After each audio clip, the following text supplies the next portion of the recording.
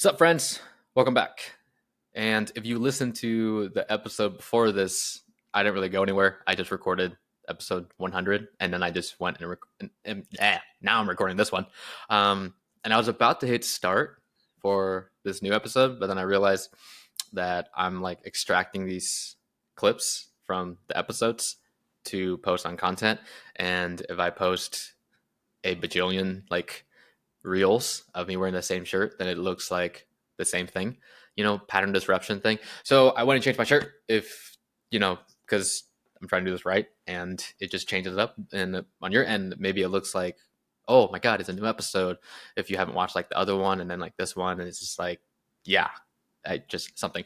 Anyways, so I feel really good after the other one. And if you're listening, of course you're listening or watching, whatever. Sorry, I'm also still running on 5 hours sleep. I tried last night. It was just one of those nights where you're just like super stimulated because of so much work that must be done. But yeah. Anyways, I'm proud of that other episode. This one is more on unrealistic expectations and the impatience, the viewpoints that people have, the lens people have on their progress as they are going through the thing, trying to build new habits, trying to build new behaviors, trying to get more fit, trying to make more money, trying to progress, trying to improve themselves, and all of the things, because nobody is immune to self-sabotaging themselves. And I'm going to say more of that one towards like the episode number 4, but like these 4 episodes are very much catered around behavior change and how you can kind of like navigate through each of those weeks, because we start the first week strong, setting goals. Second one, we're like, okay, are we actually even making progress? Are we self-sabotaging? Is this thing worth it? Things like that. So that's kind of what these 4 episodes on. But this is number two. And so thank you for listening. Thank you for being here. Thank you for coming back. Thank you for subscribing and giving an F of what I have to say. That's super nice. And let's go right into this. And so with this episode, it's a working progress in the title, but the title is How to Work Through Unrealistic Expectations and Impatience About Your Progress.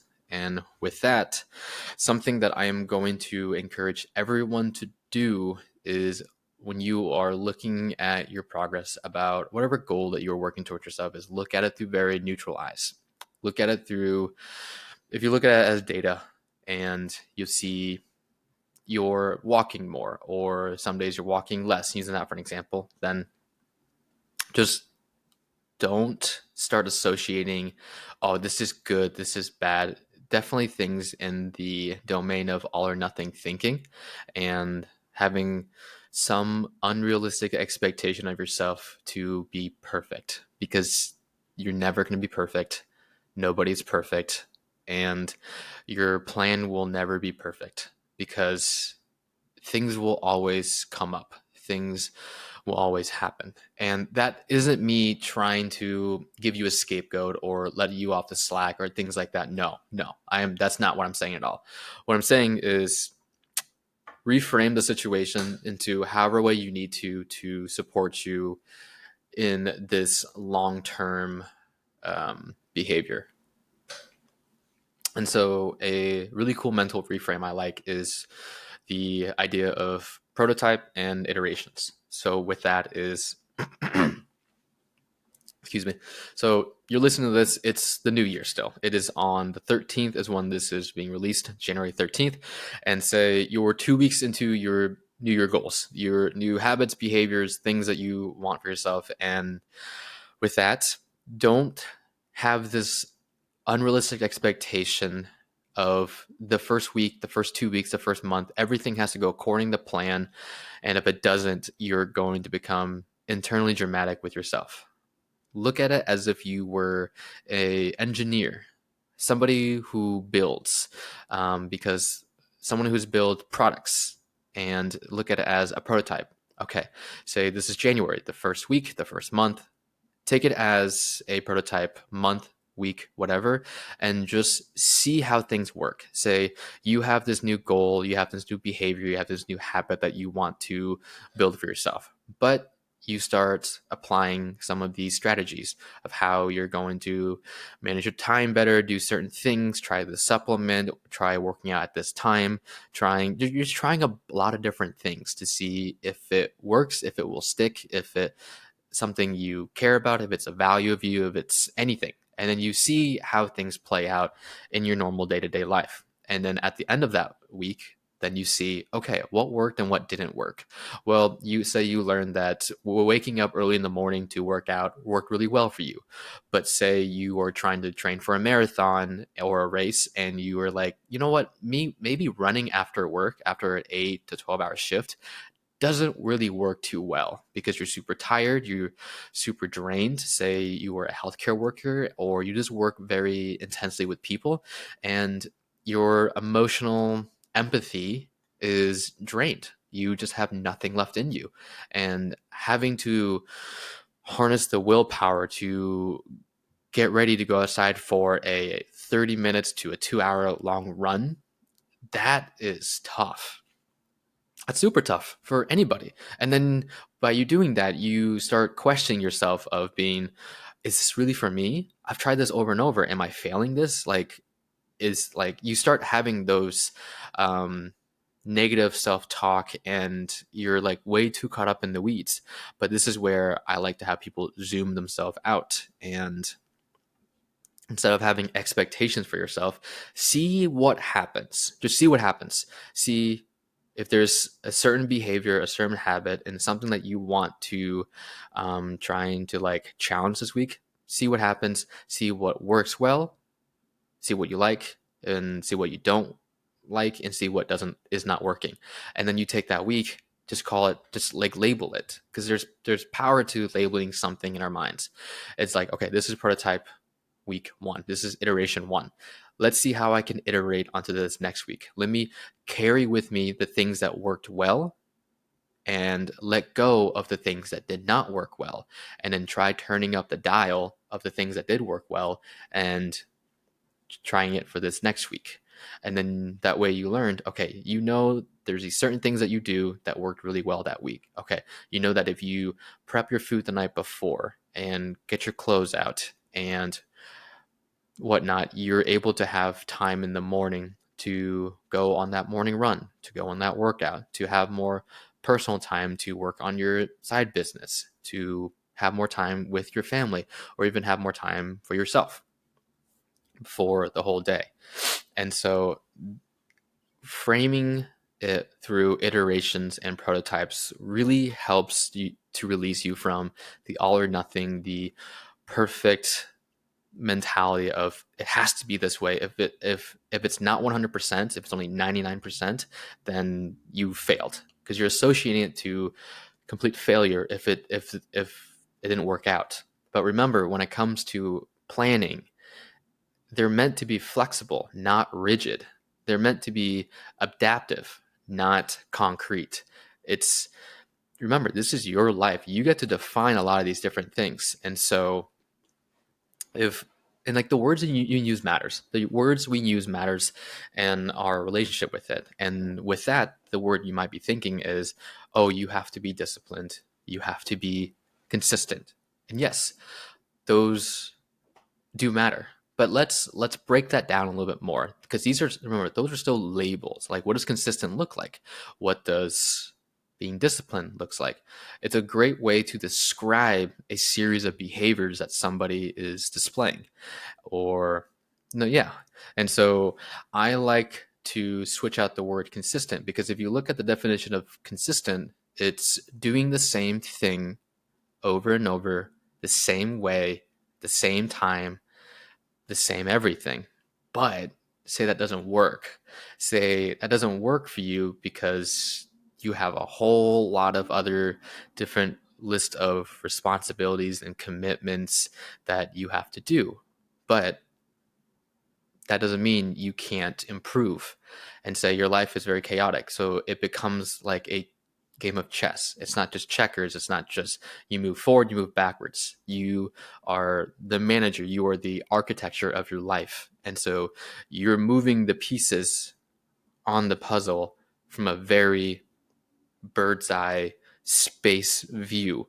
And so with that, if you can swap out the words consistent for, I don't know, maybe devotion or even committed. Because if you look at the definition of those words essentially mean that a person who is investing a substantial amount of time, energy, resources of themselves to a task, a behavior, a mindset, that that really flips the script in your mind and how you want to approach this next week, because you don't have to be consistent. Because say you were trying to work out Monday, Wednesday, Friday at either like 5:30 in the afternoon, but then you learn that doesn't work for you, maybe because you have kids and something happened with the babysitter or something happened at the kids school and you have to go pick them up, or a work project went longer, a work meeting went longer, traffic, you're not able to get to your CrossFit class at 5:30. Like, things just happen that aren't in your control, and it can put you on edge knowing, oh my God, I'm not there at 5:30. I'm not doing this exactly this day. Or what happened if you just woke up because you have a lack of energy, or you just slept very poorly the night before and you're like, I can't do this today. It just wouldn't be healthy for me to do it today. And so this is where it's like, oh my God, I didn't work out on Wednesday. I'm not consistent. Or you only did 2 out of 3 workouts because of etc. But now you flipped a script from it being all or nothing more in that domain to, okay, if I only worked out 2 to 3 times, like 2 out of 3 this week, that's still like what, 60, 70, like 60 something percent. That's still a substantial amount of time. And then the following week, it's like, okay, how can I mitigate those obstacles that got in the way, not ignoring them or avoiding them, but you're anticipating some of those things to where you can be committed, because you're committed to doing this thing. And so that means you're devoted and committed to doing whatever you got to do to change your schedule, to do what you got to do to make sure you're not being mentally dramatic with yourself, to make sure this thing happens. And so that empowers you so much, and the words just feel so different. And then the thing still gets done, because then if you expand that out of that week, then you were just trying to work out a 100 times in the year of 2025. You wanted to work out 100 times. And with that, you can spread that out as wherever you need to. But many people will just get caught up in being like, it has to be 1 day a week, it has to be 2 days a week, it has to be 5 days a week. And then if you miss the mark and it's not absolutely perfect, you just give up and you just repeat the cycle. But what if you expand that and you look at it as, for the year of 2025, I'm just going to work out 100 times. Where those 100 individual workout sessions is placed, I have full power to place them wherever I want. Say the first quarter of the year, it's very relaxed for you. Say second quarter of the year, that season of life is about to be really busy. Say there's graduation, there's trips, there's things. It doesn't mean you're slacking off on your health or anything like that. It doesn't have to be all or nothing, black and white. Maybe you're like, I'll turn the dial down and work out just a quarter of the time and focus on other things, because other things will become a priority.